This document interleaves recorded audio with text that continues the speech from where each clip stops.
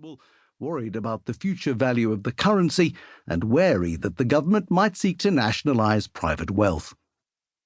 Despite the real and legitimate worries about the future of South Africa, the country has a strong legacy of creative problem-solving.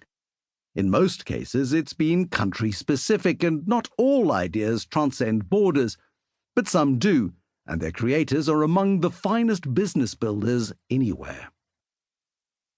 Ideas, like plans, are worthless without effective execution. How often have you seen a product or come across a service and berated yourself for not developing your own similar concept? It's much harder to execute and deliver on an idea than simply dream one up. It's one of the greatest failings in the thinking around what makes entrepreneurs. The difference between them and the rest of us is that they deliver their big idea rather than waiting for the right time, the right place, the right partner, or the economic climate to improve before launching. Some of South Africa's most successful entrepreneurial ventures emerged from its darkest days. Bidvest and Nando's from 1987 as South Africa defaulted on its debt and P.W. Botha clung to power and his intransigence over entering negotiations with the then-banned ANC and its jailed leader Nelson Mandela. And then there was Discovery in 1992, around the time of South Africa teetering on the brink of civil war and a year before the assassination of the South African Communist Party leader Chris Hani. The storming success of Capitec emanates from a time when a small banks crisis took hold in the early 2000s, leading to a collapse in a vulnerable sector. Its single survivor now has the biggest retail footprint of any domestic bank, and its growth is outstripping that of rivals. Growing a business domestically is hard enough in a tough regulatory environment that is hostile to business success. Globalizing that business is considerably more difficult and takes a particular kind of genius. The reality is that the South African domestic economy provides plenty of opportunity for startups looking to solve the myriad of problems the country faces, from basic issues such as water and electricity provision to security, healthcare, and education. Some of these businesses are transcending the domestic environment in new and ingenious ways. Not all succeed, but many do.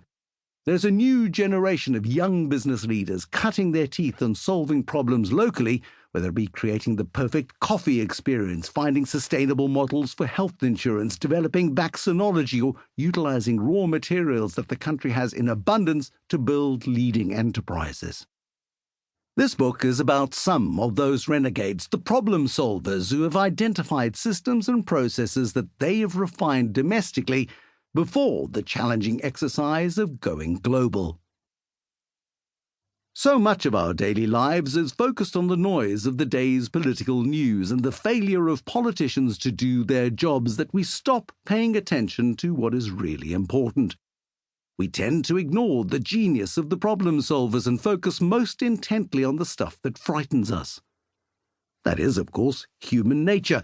We instinctively seek out information about danger as it tells us what to avoid. It's an inbuilt survival instinct. And because the 24-hour news cycle requires events and outrage to attract eyeballs, those best at hijacking it to get attention for their causes increasingly create drama for the cameras.